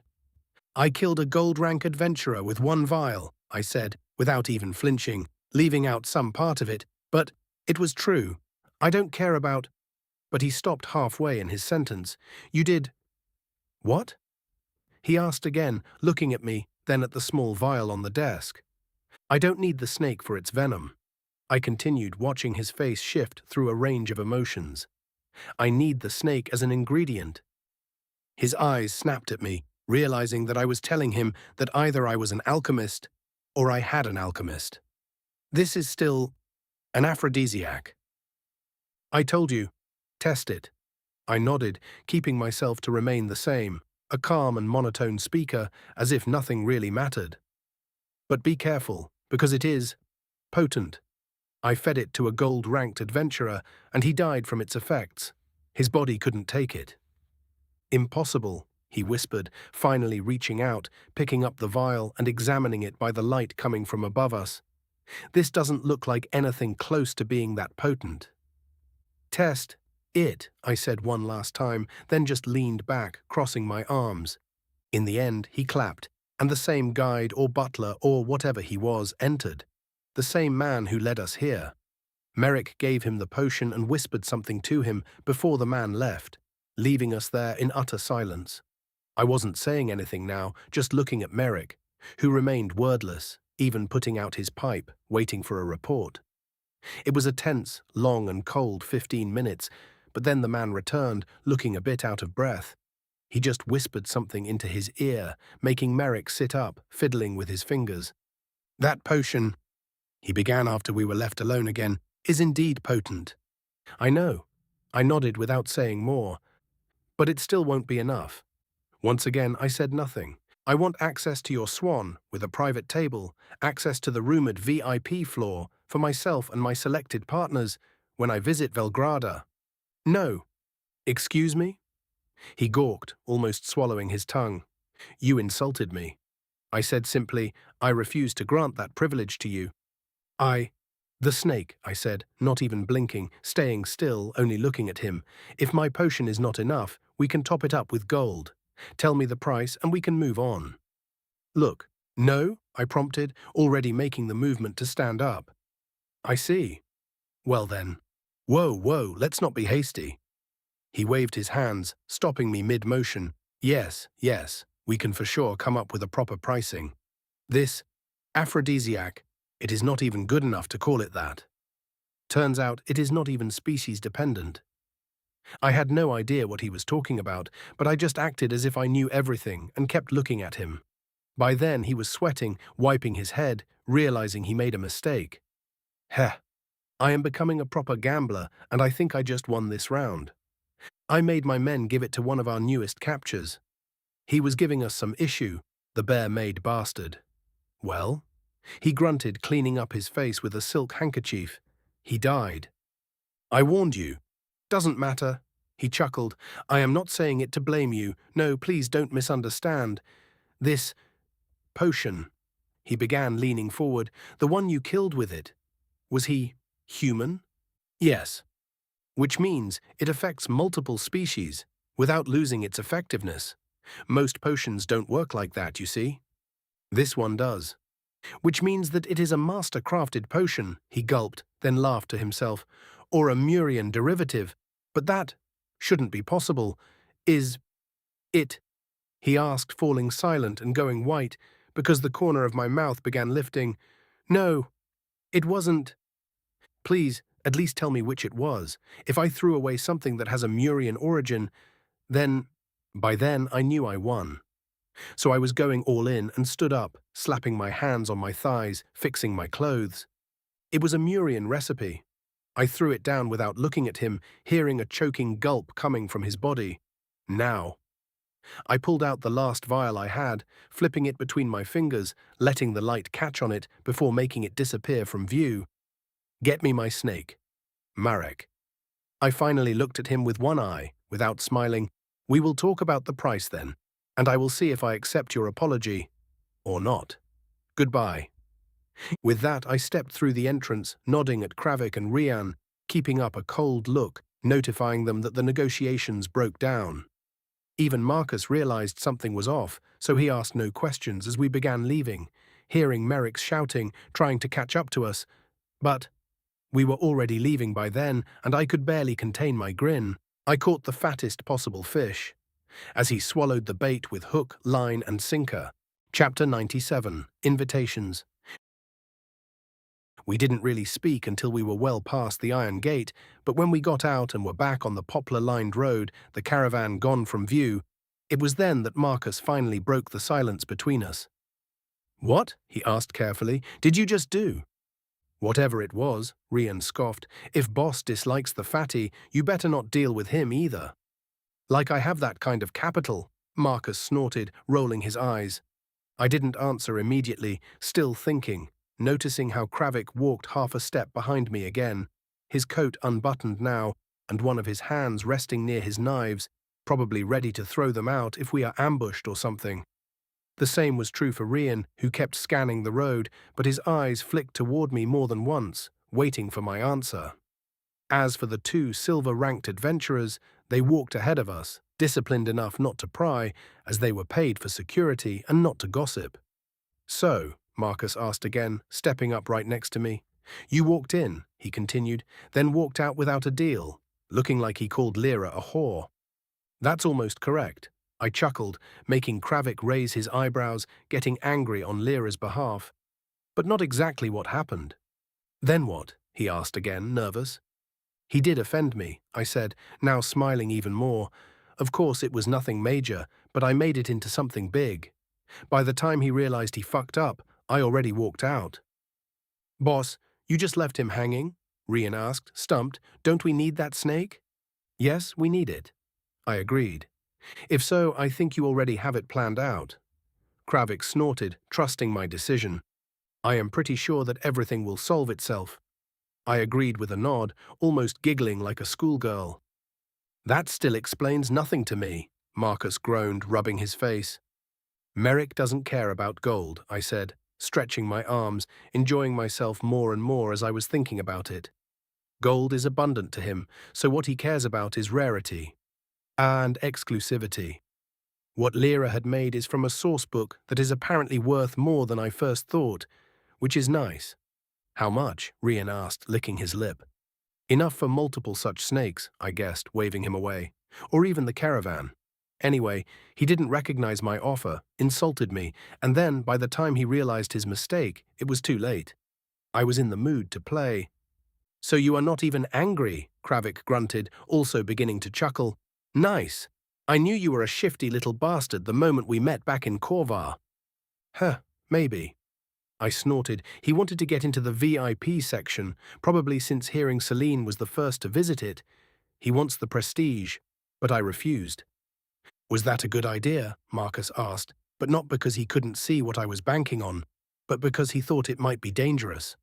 After all, someone who sells slaves, poisons, and who knows what, would not really bat an eye in doing anything and everything to get what he wants. "Prepare yourself," I said suddenly, making Marcus flinch, then go a bit white in the face. "For what?"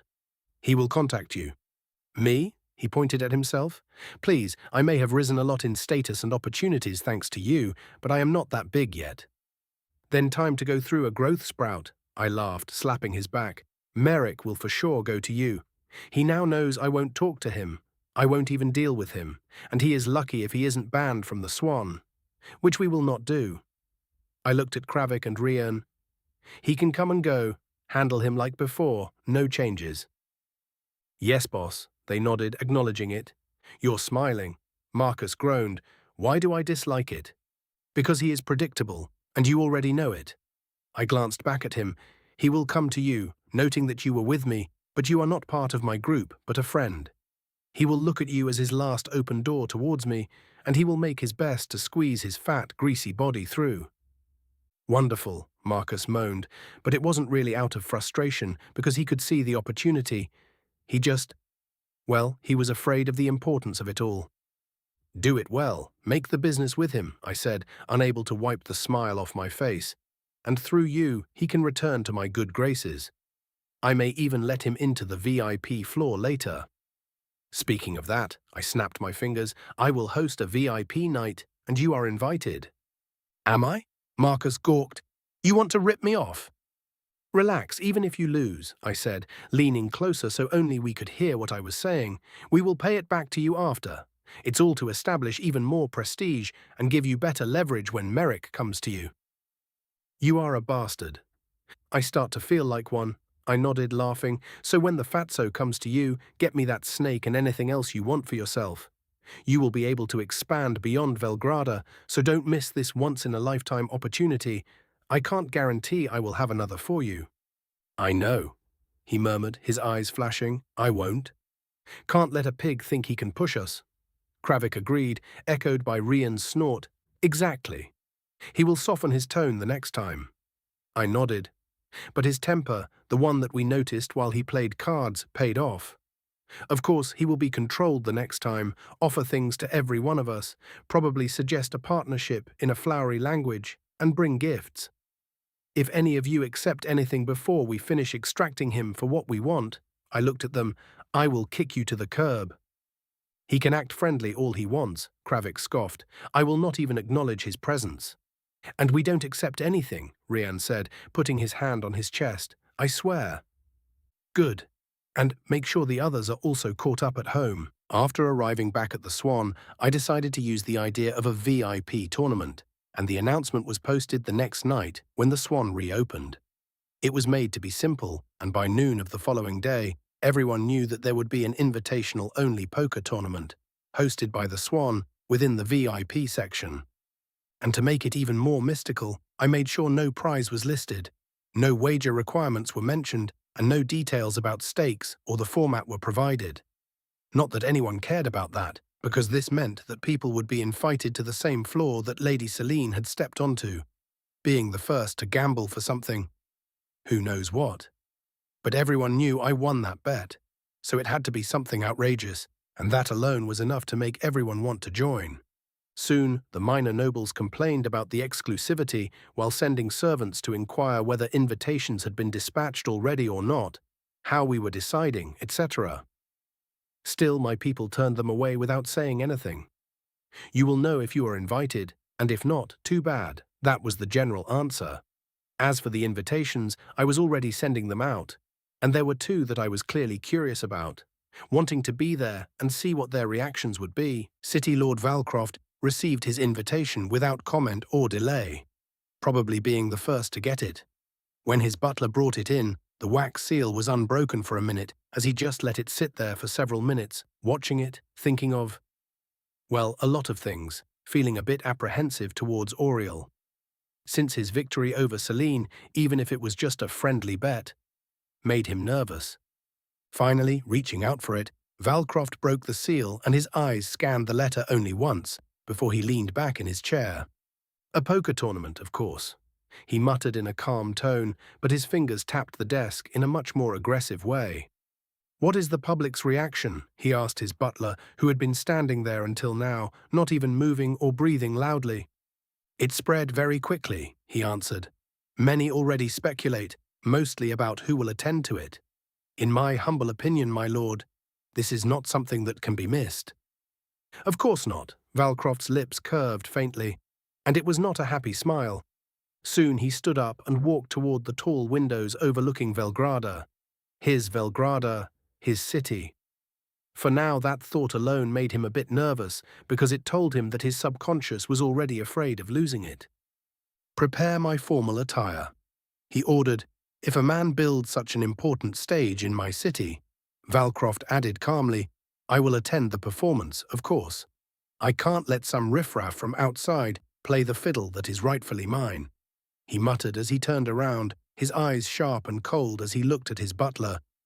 He may have sent out the invitations, but I will decide whether the others will be worthy of being there. If they can't keep up with what I will put on the table, it will show everyone who owns this city. Elsewhere, pretty much underground, in a dim chamber, someone else was opening the same letter, followed by Garrick's laugh. And just like the city lords, it was not pleasant. He tore the envelope open before the servant who had brought it had fully stepped back, slapping the poor woman in the face with his hands. A poker tournament? He growled. And because it was their usual meeting session, the others were also there. That's good, no? Orlin asked weakly, because since the Swan opened, he finally found something that helped him relax. More than that, the staff was really nice to him. Then again, Garrick was anything but, even when he was laughing. VIP floor, he said with a sneer, throwing the letter onto the table. Invited guests only. We were invited, the others asked, quickly grabbing the letter and reading it. Seems like it, Ivessa muttered after scanning it. The moment I noticed the news and heard that merchants we still work with began to speculate on who received invitations, I was afraid they would use it to stomp on us. If we do not attend, they will. Garrick grunted, crossing his arms. This is not something we can refuse. Tsk. They will say, Ivessa answered carefully, that the ledger has grown cautious if we do. Cautious, Garrick yelled, because even if Ivessa wanted to be tactful, it still resulted in the man's roars. It felt like he could speak no other way since their trip. That turned into a proper fall, and all of their noses were still bloody from it. More like weak, worthless. Does the city lord know? Orlin asked, only to get the other yell directed at him. Yes, you stupid fuck, Garrick spat. What do you think? We get invited and he isn't? If Valcroft attended and we did not, fuck. Fuck the Swan. Fuck Auriel. Fuck everything. After raging, yelling, and even kicking his chair so hard it broke apart, finally Garrick's breathing slowed and his voice dropped by a few dozen decibels. Prepare my best clothes and inform everyone. He added, no one acts independently, wait until this is over. When we visit the Swan and I'm up in the VIP section, no one drinks excessively and no one provokes anybody. Just wait until it's over and I come back down. He then glanced toward Ivessa and find out who else was invited. Yes, she nodded, saying it simply and maybe in a bit too cold a voice. And, Garrick looked at everyone, prepare all we have. I am not going there to get laughed at when I can't afford to raise the stakes. Chapter 98, VIP 1. After I announced the tournament publicly for 3 days, the Swan was packed more than ever before.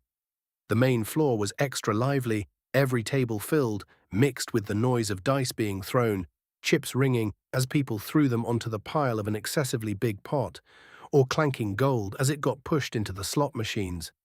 It was like listening to a grand opera, and I was there, all for it. As for the second floor, it was made ready, the VIP rooms were prepared, and even if we would use only one, given how few men I have invited, I made sure that everything was in order. Clean carpets, walls, and bright lighting, along with the premium tables, seats, and the best wine and snacks one could get in this city. All prepared for the big event, which made even me excited. Sadly, it wouldn't be me who deals the cards, nor could I sit down and play.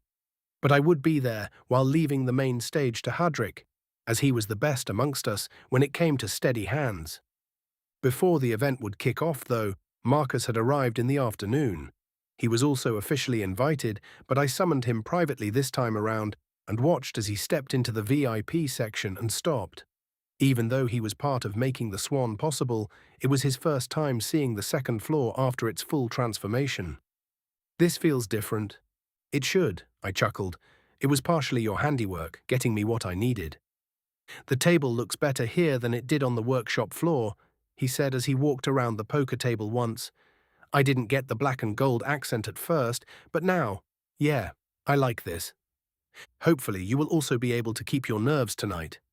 I chuckled, making him shrug. Please, stop putting more pressure on me, okay?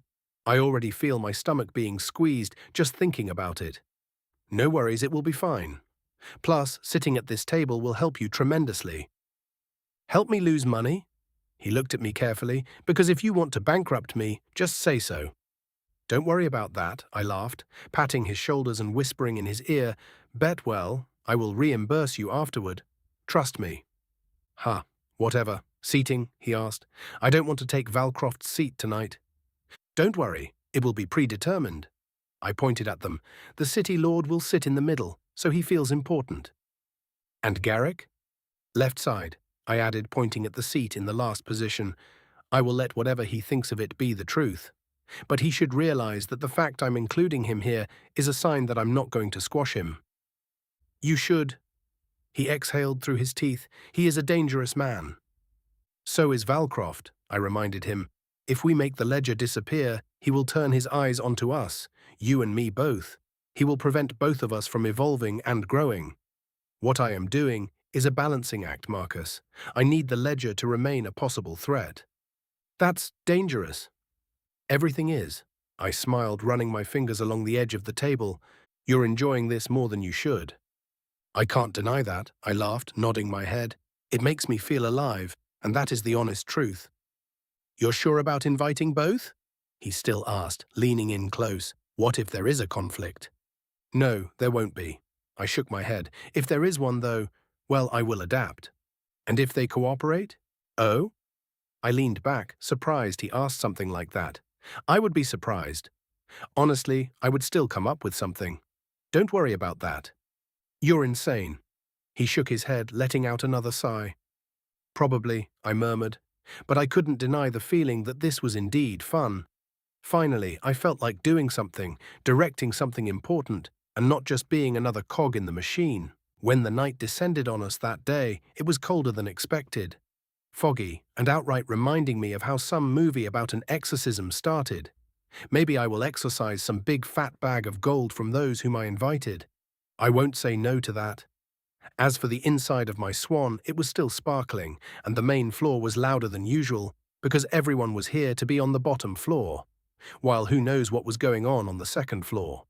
Just sharing rumors about it was half of the fun for those who weren't invited.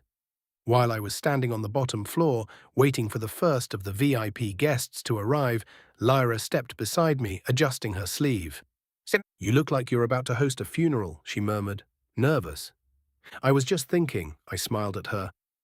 "Have you ever imagined dressing like this?" I asked, hugging her waist, letting her lean against me. "No, never," she whispered. "I still feel like just a simple baker, so sometimes it feels like I'm just wearing a mask and pretending to be me."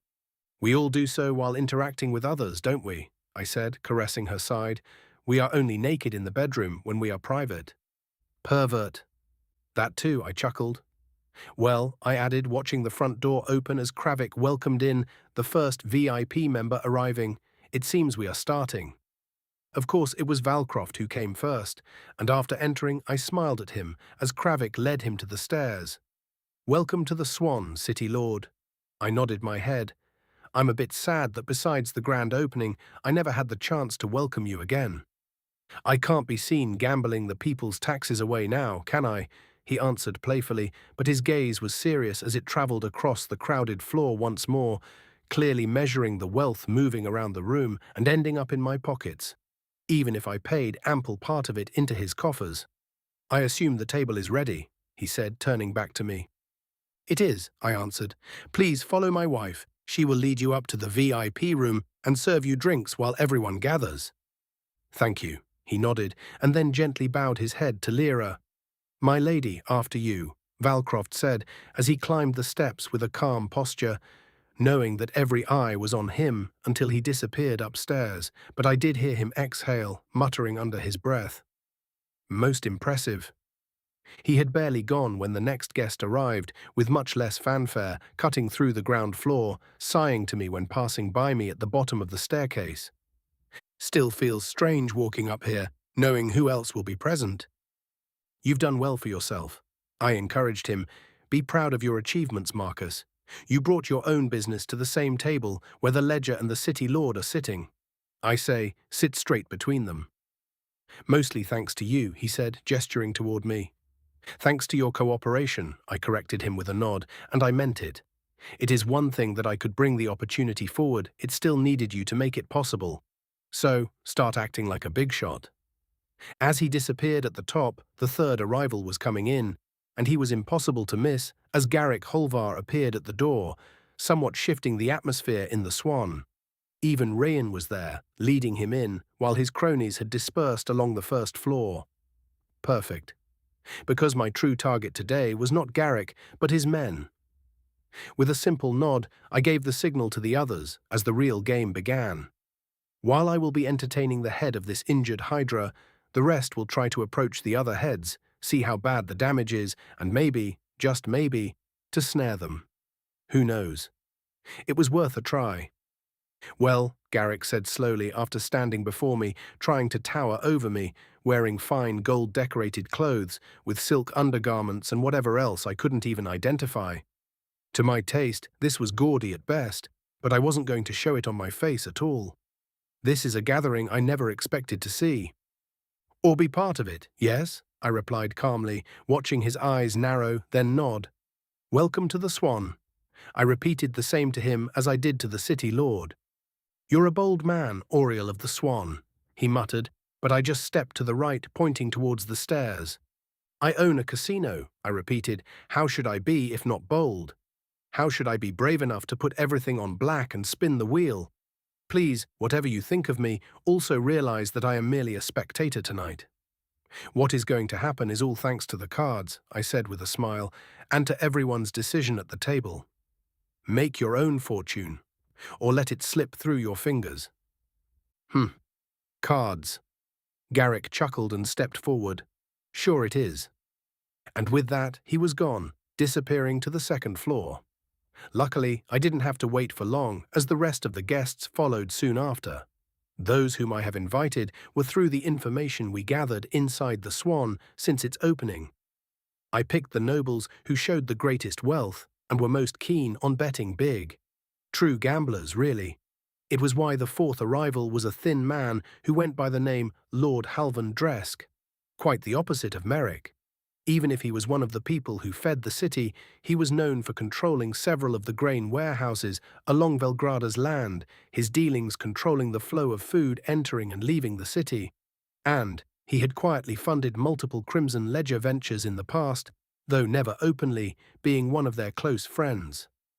Garrick will probably be delighted that he is here. Next who arrived was someone named Lord Terrick Valmont, a younger noble whose family had grown rich, supplying caravans to the Ledger's trade routes. Yep, another one of Garrick's little minions. But I wasn't just bringing them in, because two men loyal to the city lord had come next. Magistrate Corvin Halbert, working closely with Valcroft. He was the man who was responsible for Velgrada's trade permits, and following him was Commander Roderick Faln, captain of the city's armed forces, which meant he was also Valcroft's men, loyal and brave. All that shit. A fine balance. Probably, so to not disturb it, the last guest we were waiting for was mostly neutral, as far as we gathered. A quiet noble named Lord Alrian Valon. Unlike the others, he had no strong ties to either Valcroft or the Crimson Ledger. Valon controlled several exchanges and money exchanges, supplying passing caravans with local currency, whether from other city-states or nearby kingdoms. Handling money that way made him someone who liked to stay out of politics and get rich quietly. Finally, after everyone was up in the VIP room, and I'd also joined them, Hadrick entered, bowing deeply as he carried the deck of cards in his hands, opening them before the present elite. Smiling like a practiced conman he actually was. "Gentlemen," he said smoothly as he placed the deck on the table, spreading it, showing the cards to everyone before he began shuffling. "Tonight's tournament," he said calmly, "begins with 10,000 gold in chips for each player." He continued. At the same time, I placed the chips before everyone, acting like a simple helper. But, Hardrick added as he cut the deck, ready to deal, "In the VIP rooms, money is just secondary." He said slowly, looking at everyone at least once. "What you can all put on the table has no limits, no lower limits, no upper limits. You can name your home if you want, a daughter or a son, maybe even the deeds to the city's keys." He chuckled, unafraid of the looks he was given. "We will evaluate it." He pointed at me, standing at the side with Lyra and Kravik, and then, "We will gamble. Let Lady Luck decide who leaves with a pocket full of gold and opportunities." Chapter 99, VIP 2. The first rounds were cautious games, only testing how the others play after Hardrick had dealt the cards and the night truly began. But being cautious did not mean they were timid, especially not considering who they were. But they started restrained, which was expected. Each of them understood that tonight was not simply about cards, but a proper power play, mostly between the city's current ruler and those who tried to take over but failed. It was a kind of show from both sides, one showing why they were ruling Velgrada, the other why they are not yet gone. So it was why the first hands were played with chips, only as stacks of them slid across the felt, changing hands in small piles. 2,000 here, then 5,000 there. Occasionally someone raised it to 10,000 just to see who would blink first, before matching the call, with the only effect that every round soon started with 10,000 as a baseline.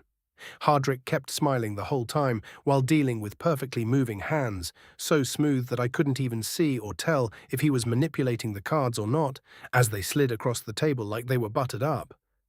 As for how the games really went, it felt truly random. In the first round, Lord Valmont lost early, but he just laughed about it, tossing his cards aside with flair, shrugging to himself. "Luck favors me in business," he said, holding his cup out and letting Lyra pour some wine for him. "But apparently not tonight." Ha! As for Commander Faln, sitting right next to him, the man mostly played carefully, folding more often than not, taking barely any risks. Huh. He was a soldier, and it showed. As for Lord Dresk, that man had lost a few hands as well, though he did so with barely a twitch of expression, as if the loss of tens of thousands of gold was nothing more than a passing inconvenience. Well, considering their wealth, I guess that was true. What I was more interested in was Garrick, and to no surprise, he played aggressively. He raised frequently, leaning back in his chair after checking his opening cards, fingering his chips, flipping them around his fingers, forcing the others to either match his frequent raises or step aside and fold, even if they were his allies or not. I think the man was at a breaking point. I could feel it. Maybe he should be gone, and someone else should replace him as the leader of the ledger, someone whom I can even work with. While thinking that, I watched him win, watching how he gathered the chips with slow movements, looking at everyone, building small towers of gold in front of himself with a smirk. But to counterbalance him, there was, of course, Valcroft, who always matched him and was a bit harder to read. I don't know what he was thinking of, but that alone told me he was now guarded toward me. I expected that much. As for his moves, he played with no apparent rhyme or reason, folding some hands without hesitation, but when he did stay in, he began raising over and over again. He made Garrick fold multiple times, only for Valcroft to show his hand and reveal it was a dud, bluffing him into folding. The two of them hated each other. That much was clear. It was going on like this when the real surprise arrived, and it came from Marcus. At first he seemed uncomfortable sitting among them, even if he knew I would reimburse him in secret if he lost a lot. Well, he lost 2 hands in a row early in the evening, watching several thousand gold disappear into the growing piles before the others, making him groan, but at least he didn't panic. Then, halfway through the 6th rotation of hands, the game changed. 5,000. Valmont bet first, already raising the blind. Next to him, Falm called it. Then Dresk folded, only for Garrick to raise it to 10,000 again. Without flinching, Valcroft called, and then their heads turned toward Marcus, who looked at the cards in his hand, then at the pot, then slowly leaned back in his chair, tapping his fingers on the felt.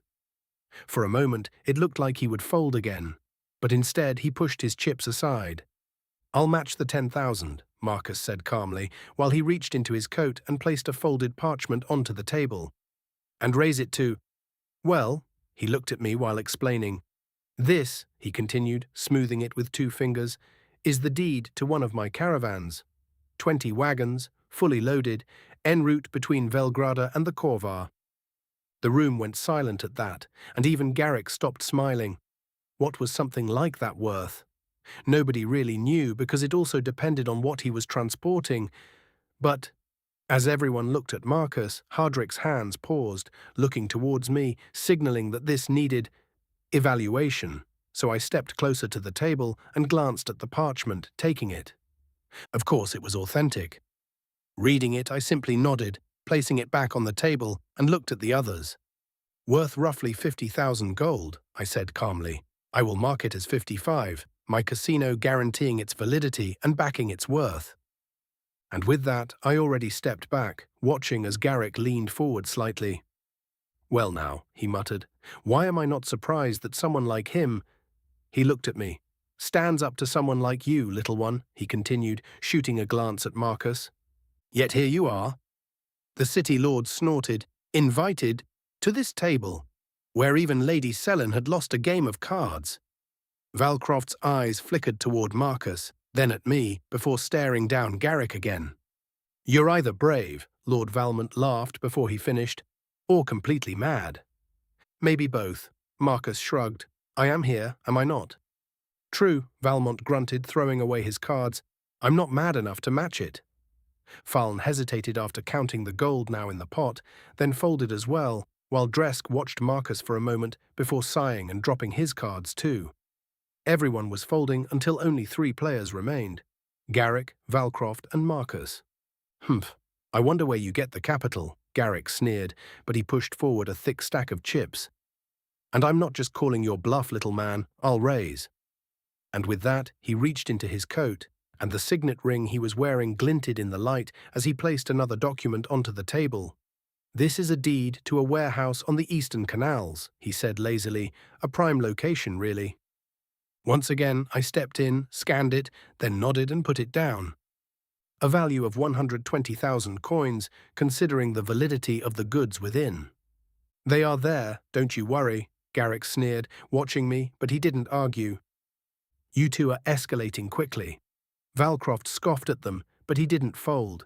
Instead, he calmly added his own chips, then removed a slim leather folder from his coat. These are trade rights to 2 shipping lanes on the southern river, outside of Velgrada's reach, acknowledged by all the other city-states. The moment he said it, the room suddenly felt smaller.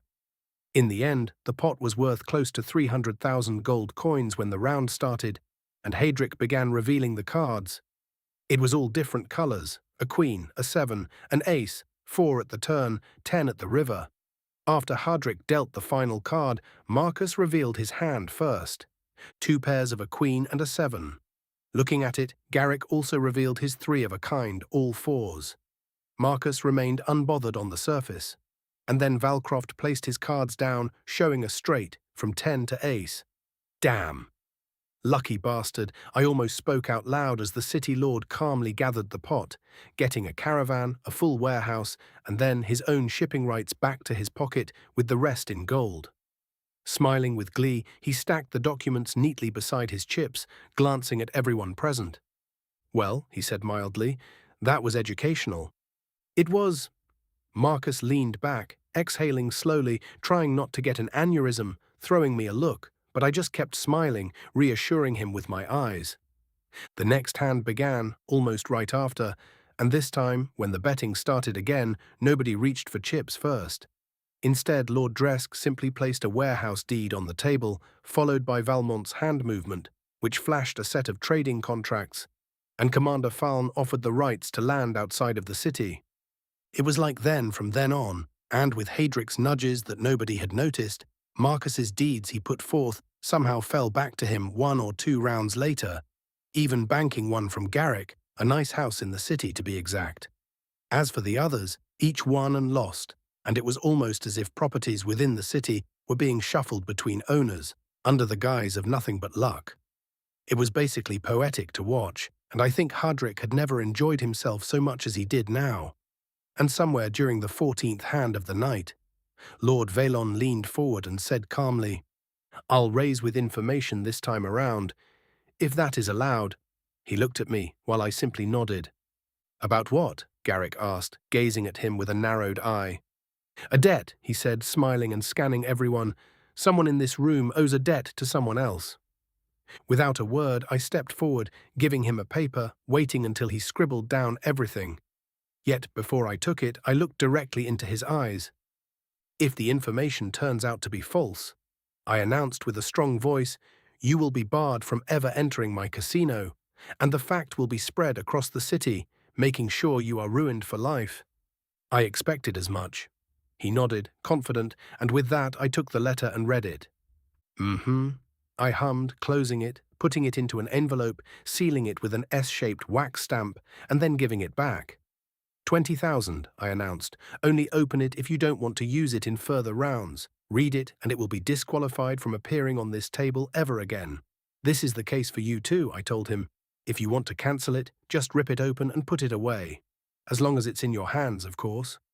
With that, the rounds kept going, and soon there were a handful of secrets in sealed envelopes, acting as chips, while I could barely hold back my laughter. Ha! Greed. How wonderful a sin you are. They want to win big, so much, so very much, they don't even care that I am reading their secrets. For free. Heh, I love it when people get blinded by their own hubris. I need to find more rivalries like this, and let them gamble everything away. It's good to be the house because the house always wins. Chapter 100, VIP 3. The night dragged on longer than I had first expected. At some point, the wine we served had been replaced, then again, then twice more as the game kept going on. By then, the men at the table were not the same as when the night had begun. I mean, after a good while, the early arrogance they had all faded away as their losses and winnings were becoming too hard to keep count of. Gold was easier to count, looking at the stacks of chips everyone had, but to gauge what or how many properties had changed hands, who had what, who offered what secrets, and who held them now, was chaotic. Eventually, it was time to stop and know when to quit, and the first one to do it was Lord Valmont. He leaned back slowly after losing a hand to Commander Faln and stared at the diminished pile of chips before him. There was still enough there to keep playing for hours if he wished. But, with how the past few rounds went, he knew he had to quit while he was still somewhat in the positives. "Well," he said, stretching his shoulders, "I believe Lady Luck has decided I've had enough entertainment for one evening." He pushed his remaining chips toward the edge of the table. "Gentlemen, good luck, but I'm cashing in." And just like that, he stood up. The others watched him go with polite nods, though none of them tried to stop him, but it opened the door before the others, as the next departure came only half an hour later. It was Commander Faln who folded his cards for the third time in a row and finally shook his head. A good commander knows when to retreat. He slid the remainder of his chips to the side and stood as well. "I will consider tonight an educational expense." Then he bowed slightly to Valcroft before leaving the table with his remaining winnings, heading down to cash it in, leaving 2 chairs empty. But not for long, because Lord Dresk lasted longer than them, but only by 3 rounds. He had played the entire night quietly, winning small amounts, losing small amounts, and always keeping his expression perfectly neutral, but eventually even he reached his limit. After losing a warehouse deed to Marcus in a particularly brutal hand, he simply exhaled and placed his cards face down. That, he said calmly, was enough excitement for one evening. He stood and adjusted his coat without hesitation. Congratulations to whoever survives the rest of this madness. And with that, he left, with Lord Valon following him just the next turn. He was still up, better than the others, as several envelopes had passed through his hands and back again, and he had managed to walk away with 2 profitable contracts, besides his pile of chips. "I prefer to leave while the numbers still favor me," he said, nodding at me and the others, and soon, with everyone realizing it was time to end it, only 3 people remained at the table. Valcroft, Garrick, and Marcus. It was then that Marcus finally leaned back as he stared at the pile in front of him, which had grown considerably larger than when he had started, with multiple deeds slipped between the stacks. It was then he caught my eye, and I gave him the smallest nod, causing him to sigh. "Well," he muttered, pushing his chair back, "if I keep playing, I will either become the richest man in Velgrada or die of heart failure, and neither of those is something I could handle." "Heh," Valcroft chuckled quietly. "A wise man you are, Marcus Varen." "Thank you, City Lord." Marcus bowed his head a little as he stood and gathered his documents. "I think I'll be more than happy with what I've won tonight." He smiled as he looked around the table, but Garrick avoided making eye contact, knowing better than to let his anger blow. "Gentlemen." With that, Marcus had walked away, his expression a mix of relief and disbelief that he was finally pardoned by me, and that he won a lot. Now only 2 players remained, Valcroft and Garrick. I was curious if they would continue or finally end it. I had to admit, watching it was exciting, as the game had become what it had always been, building toward Garrick's original plan, challenging the City Lord, but I don't think he imagined it going down this way. Behind a poker table and not in the city itself. The big battle between the ruler of Velgrada and the man who once tried to replace him. It should have been some kind of dramatic play, maybe, the title of some book. While I was thinking about that, Hadric dealt another hand, and of course neither of the 2 spoke at all. Garrick simply studied his cards, while Valcroft barely glanced at his.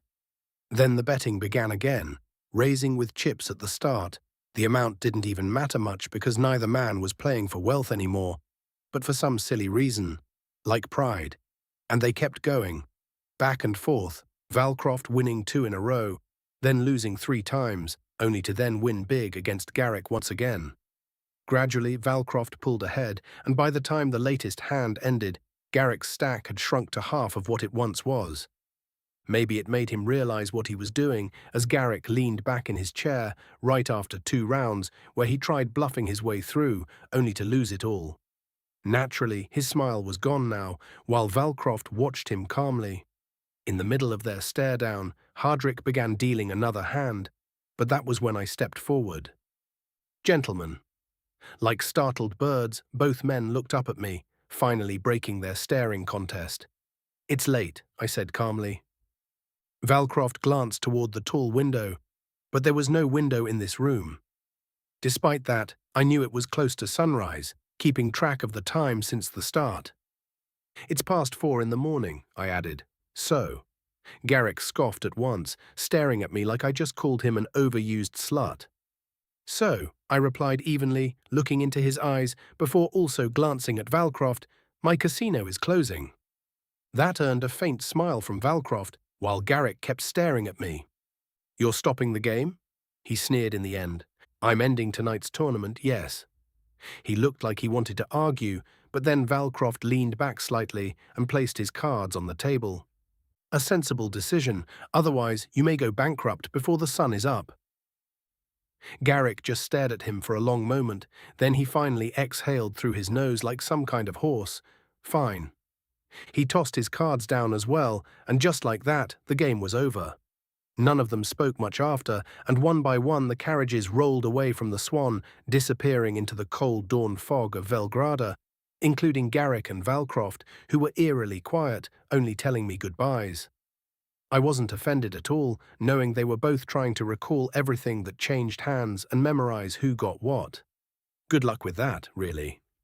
Well, by the time the last of them had left, the casino floor below had already gone quiet, and the chairs were being stacked, tables wiped clean, and probably the longest night in my Swan was finally over, which meant it was time for a quick meeting, so I stepped back into the VIP room where the others had gathered after my call.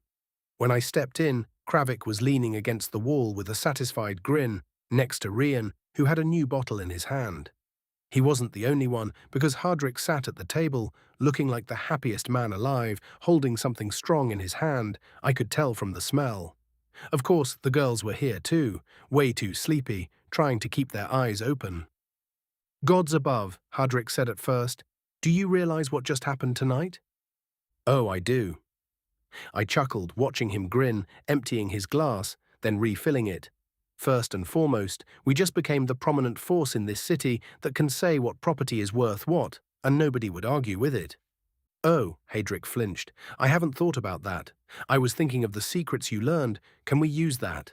"Them?" "Not directly," I said, smiling. "That would be a stupid move, but from this information, we can start learning more and more. For example, I now know that the City Lord owns a surprising amount of personal debt to a gold-rank adventurer named Utaga." "Who?" Rian asked, furrowing his brows. "You know that name?" I asked, but he just shook his head. "That's it, I don't." He shrugged, taking a sip, smacking his lips while thinking, "Never even heard of it, and I don't think we have a ranker like that in this city." "See?" I smiled, looking at them. "We can start looking. I'm going to organize everything they shared, and from there, I want to gather everything else that's relevant. And those informations, that we can turn into gold. Or anything else we want. But before that..." I stopped, turned, and looked at the girls. "How did it go?" "Easy," they said in sync before Siren continued. "That Auriel fella is a wreck." "More alcoholic than Rian," Ilya added, making him grimace. "Girl, I barely drink anymore, okay?" He snorted with a glass in his hands. "This doesn't count." "Like a bunch of kids," I snorted, but kept grinning. "So, Siren?" It only took a few drinks to loosen his tongue, and the more he lost at the blackjack table, the more he began spilling. "I think he will kill himself soon. I have never seen such a nervous wreck with a bucket of self-hatred hanging off his neck." "Try not to kill our key into the ledger," Kravik moaned, stifling a yawn. "I think we have a spare one," Ilya explained, making us look at her, raising our eyebrows. "Ivessa is her name, and she is one of the key figures within the ledger. I would even say, from how she talked and how everyone else listened to her, she is as good as being the second in command." "Interesting," Lyra muttered, leaning back against me, allowing me to hug her from behind. "Was she open to discussion or something?" "More than that," Siren and Ilya said, after exchanging a look. "She even openly cursed Garrick. They are cracking up, boss, big time. It seems the man is losing it. What we gathered was that he was never a stable one. A bully, a typical sadistic fuck who got used to having what he wanted. Now he lost his golden fist because you killed him, and all the power in his hand began slipping away. Was Ivessa looking like she would be willing to step in? I asked after they finished their reports. Probably. Siren hummed after thinking it over. We should set up a meeting, Lyra suggested, making me think, then glanced at Kravik. I think we should, if we can turn the ledger from an enemy to not even an ally but a neutral party. I smiled, rubbing Lyra's stomach. It is worth a shot. Can we do that? Rian asked, and I couldn't help but let my grin grow sinister. Yes, because one of the secrets I learned today will come just in handy.